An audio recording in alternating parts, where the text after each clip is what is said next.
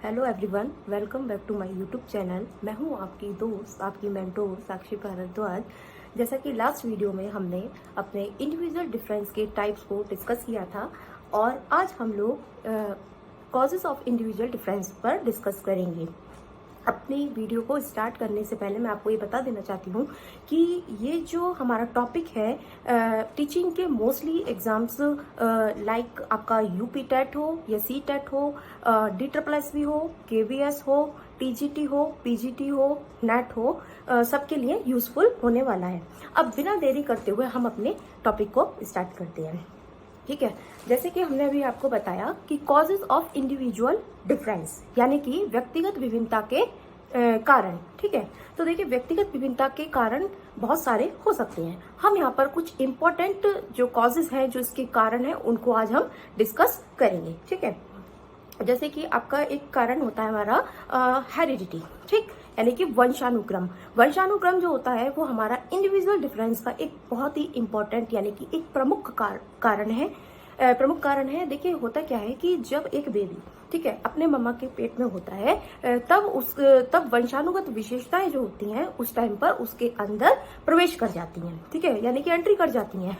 तो हमारे अंदर जो आधे जो गुण होते हैं वो माँ के वंश से और आधे गुण जो होते हैं वो हमारे पापा के वंश से आते हैं। ठीक, और कुछ जो गुण होते हैं हमारे अंदर वो हमारे दादा दादी जी से, नाना नानी से या परदादा परदादी परनाना परनानी से भी आते हैं। ठीक है, अब यहाँ पर ये तो फिक्स नहीं होता है कि बच्चे के अंदर किसके गुण ज्यादा आएंगे, ठीक है, और कितनी मात्रा में आएंगे। ठीक है, तो आज हम इसको कुछ एग्जाम्पल से हम इसको डिस्कस करते हैं। ठीक है, देखिए आपने देखा होगा कि जिन बच्चों के पेरेंट्स जो होते हैं, ठीक है, लंबे होते हैं, तो उनके आपने देखा होगा कि उनके जो बच्चे जो होते हैं वो भी लंबे होते हैं, है ना। और आपने ऐसा भी देखा होगा कि जिन बच्चों के जो पेरेंट्स होते हैं, अगर उनका जैसे जो कलर है, अगर वो बहुत गोरे होते हैं तो उनके बच्चे भी गोरे होते हैं।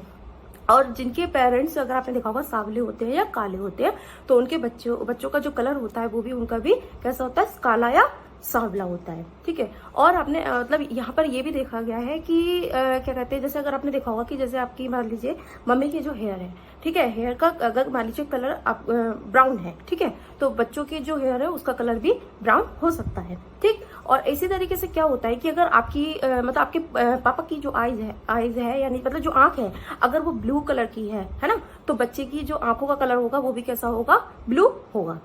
हो भी सकता है और नहीं भी हो सकता है। ठीक है, क्योंकि मैंने भी क्या बताया कि जो आधे गुण जो होते हैं हमारे मम्मी के आते हैं और आधे गुण हमें हमारे कहाँ से मिलते हैं, हमें अपने पापा से मिलते हैं। ठीक है, अब इसी तरीके से यहाँ पर ये भी देखा गया है कि जो मंद बुद्धि के पेरेंट्स होते हैं, है ना, तो उनके बच्चे भी मंद बुद्धि के ही पैदा होते हैं। तो इसी तरीके से हमने अब आपके यहाँ पर एक साइकोलॉजिस्ट थी, ठीक है, मन, उन्होंने यहाँ पर क्या कहते हैं, जो आपकी जो हेरिडिटी है उसको इंडिविजुअल डिफरेंस का उन्होंने इसको कारक माना। ठीक है, उन्होंने यहाँ पर उन्होंने अपनी इसके बारे में एक डेफिनेशन भी दी है। उन्होंने कहा है कि भाई हम सब लोगों का जो जीवन जो होता है वो एक ही तरीके से प्रारंभ होता है। ठीक, लेकिन जैसे जैसे हम बढ़ते जाते हैं, यानी कि जैसे जैसे हमारी एज बढ़ती है, ठीक है, तो उनमें आपको डिफरेंस देखने को मिलता है। ठीक है, ये जो डिफरेंस जो होता है इसको उन्होंने क्या माना, इसको उन्होंने हेरिडिटी यानी कि उन्होंने इसको वंशानुक्रम का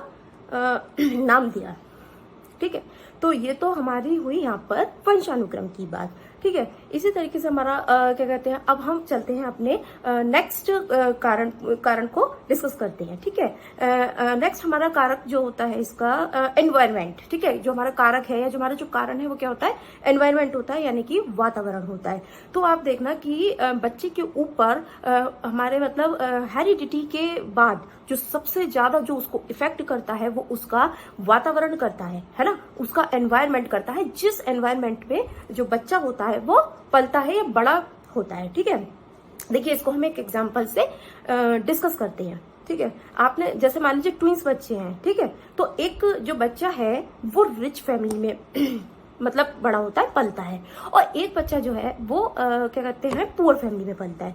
तो आप देखना कि उनकी जो पर्सनालिटी होगी उसमें जमीन आसमान का फर्क आपको, यानी कि डिफरेंस आपको देखने को मिलेगा। ठीक है, तो मतलब आप उनका चाहे आप देख सकते हो जो उनका वे ऑफ लिविंग है, ठीक है, उनका जो पूरा लाइफ स्टाइल है, उनकी लैंग्वेज आप देख सकते हो, उनका खान पान देख सकते हैं, उनकी एडुकेशन देख सकते हैं, तो उनके मतलब उनका जो ड्रेसिंग सेंस है, तो ये सारी जो चीजें इनमें आप बहुत मतलब काफी मात्रा में हम यहाँ पर इनमें डिफरेंस देख सकते हैं। ठीक है, अब जैसे आपका मैंने बताया कि बच्चों को सबसे ज्यादा क्या इफेक्ट करता है, उसका एनवायरनमेंट करता है। ठीक है, हेरिडिटी के बाद। तो इसमें अब ये आपके एनवायरनमेंट भी आपका कई तरीके का हो सकता है, जैसे आपका क्या कहते हैं भौगोलिक वातावरण होता है, सामाजिक वातावरण होता है, पारिवारिक वातावरण होता है, आर्थिक वातावरण होता है। ठीक है, तो देखिए इसमें यहाँ पर इसे आप एक एग्जाम्पल से यहाँ पर हम डिस्कस करते हैं। जैसे कि आपने देखा होगा कि जो ठंडे प्रदेश के जो लोग होते हैं वो बहुत ज्यादा हेल्दी होते हैं, ठीक है, मेहनती होते हैं और गोरे होते हैं। इसके अपोजिट जो गर्म प्रदेश के जो लोग होते हैं वो आलसी होते हैं और कामचोर होते हैं, और मतलब काले होते हैं। ठीक है, उनके कंपैरिजन में, ठीक है, ठंडे प्रदेश के लोगों के कंपैरिजन में। ठीक है, अब हम अपना नेक्स्ट जो कारण है, जो कॉज है, उसको डिस्कस करते हैं।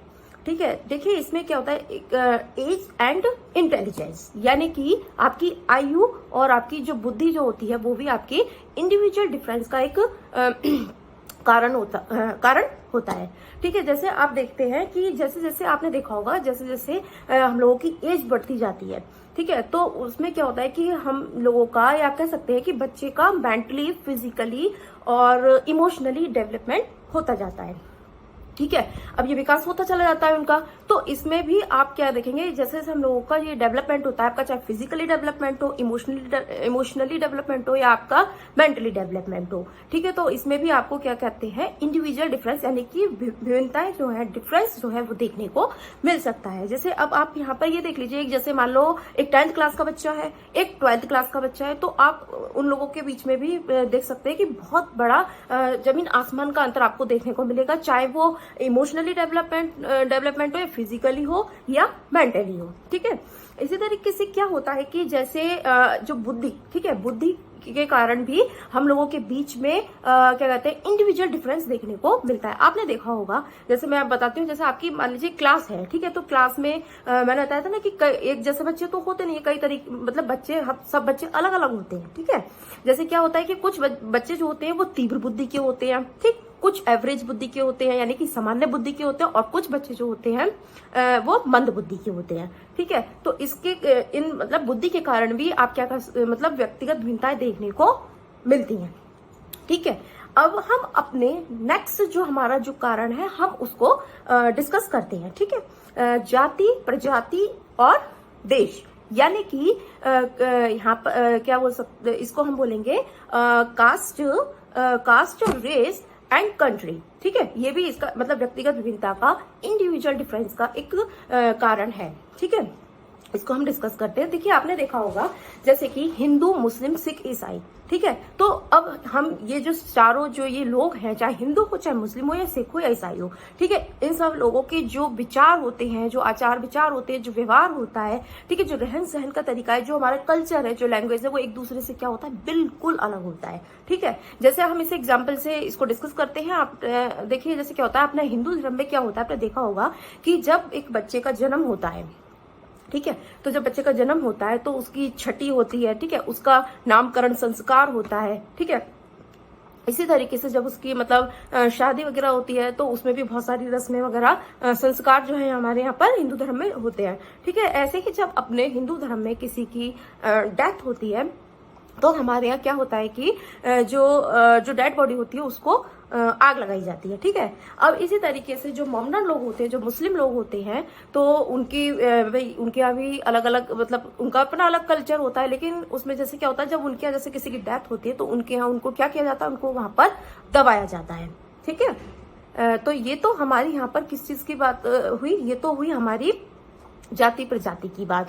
ठीक है, तो मतलब हमारे जो अलग अलग जो कल्चर है, ठीक है, और इसमें अगर हम यहाँ पर एक चीज और बताते हैं, आपने देखा होगा कि जैसे देखा होगा, जैसे अग्रवाल लोग जो होते हैं, आपने देखा होगा जो बनिए लोग होते हैं, जो अग्रवाल लोग जो होते हैं, उनके जो बच्चे जो होते हैं, उनका इंटरेस्ट भी किस में होता है, उनका इंटरेस्ट भी बिजनेस में होता है। वो आपने देखा होगा कि ज्यादातर मोस्टली वो लोग क्या करते हैं, व्यापार करते हैं, यानी कि बिजनेस करते हैं, वो बिजनेसमैन बनते हैं।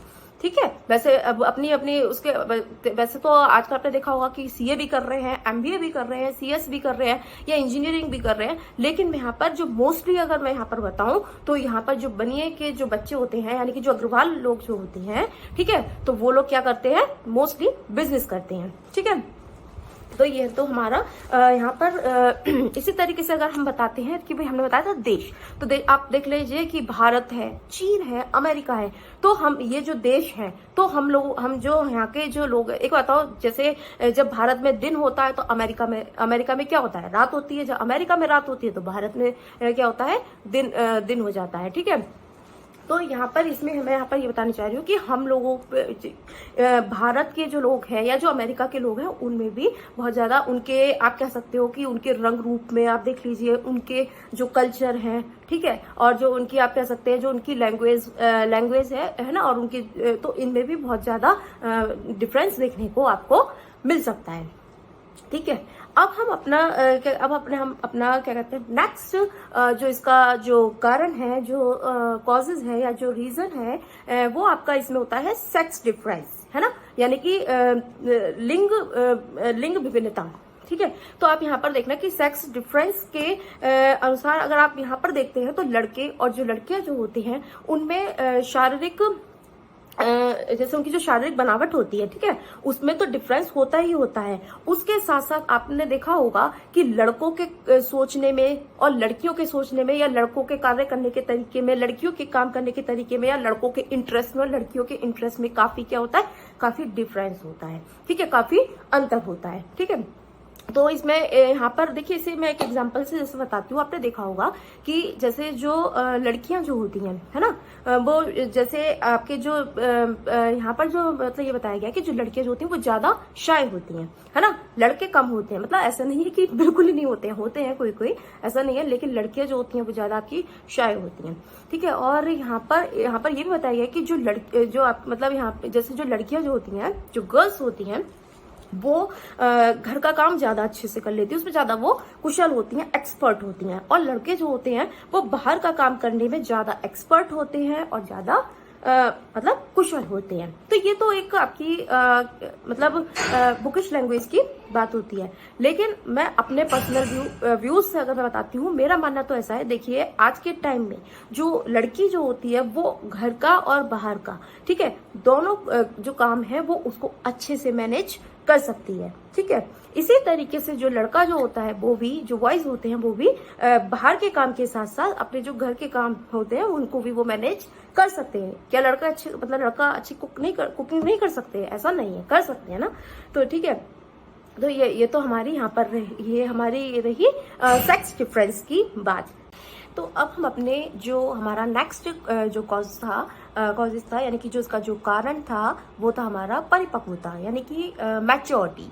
तो मैच्योरिटी में क्या होता है ना कि देखिए, जो मैच्योरिटी जो होती है वो एकदम से तो नहीं आती है। ठीक है। जैसे जैसे हमारी एज बढ़ती है, जब हम बड़े होते हैं, हम ग्रो करते हैं, ठीक है, जब हमारा डेवलपमेंट होता है, तब हम धीरे धीरे हमारे अंदर क्या होने लगता है, हमारे अंदर मैच्योरिटी आने लगती है, परिपक्वता आने लगती है। ठीक है। और ये जो मैच्योरिटी जो होती है आपकी, ये आपकी किशोरावस्था, ठीक है, जब आप एडल्ट हो जाते हो उस टाइम पर ये आती है। जिस मतलब किशोरावस्था तक एक बच्चे का अगर आप देखते हैं कि उसका जो मेंटली या फिजिकली, इमोशनली, है ना, सोशली, ये सारे जो डेवलपमेंट जो होते हैं, मोरली, ये सब डेवलपमेंट उसके हो चुके होते हैं, है ना। ठीक है। तब उसके अंदर क्या होता है, उसके अंदर परिपक्वता यानी कि मैच्योरिटी आने लगती है। देखिए, हम इसको एक एग्जाम्पल से इसको डिस्कस करते हैं।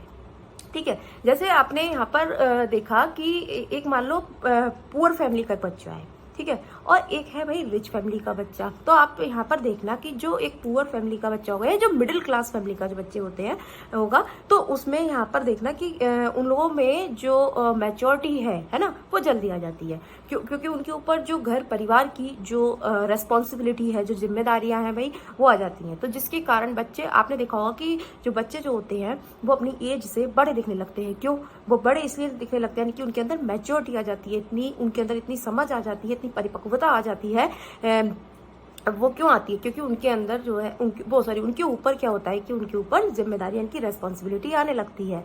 ठीक है, तो मतलब अब एक बात बताइए, तो इतने सारे मतलब जो बच्चे हैं सब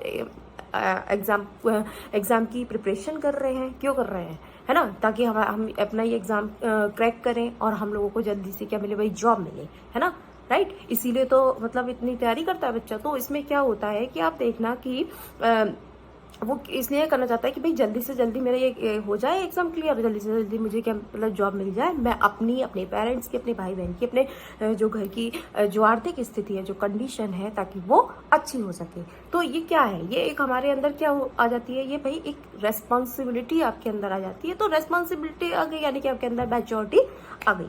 ठीक है, ये कोई मतलब कोई चीज तो है नहीं जिसे आप खरीद कर लेके आओगे। ये क्या होता है, ये धीरे धीरे समय के साथ साथ जैसे जैसे आपकी एज बढ़ती है, आपकी आयु बढ़ती है, जैसे आप बड़े होते जाते हो, तो ये हमारे अंदर जो रेस्पॉन्सिबिलिटी है वो खुद से आने लग जाती है।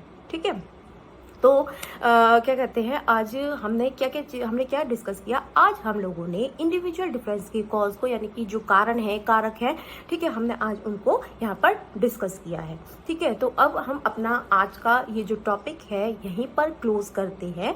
और अगर आपको मेरा पढ़ाने का तरीका अच्छा लगा हो तो मेरे चैनल को सब्सक्राइब कीजिए, मेरी वीडियो को लाइक कीजिए और शेयर कीजिए, ताकि ये उन लोगों तक पहुंच सके जिन लोगों को साइकोलॉजी से डर लगता है या जिन लोगों को साइकोलॉजी समझ में नहीं आती है। अगर आपका कोई भी डाउट हो या कोई भी आपकी क्वेरी हो तो आप मेरे से कमेंट बॉक्स में जा करके पूछ सकते हैं।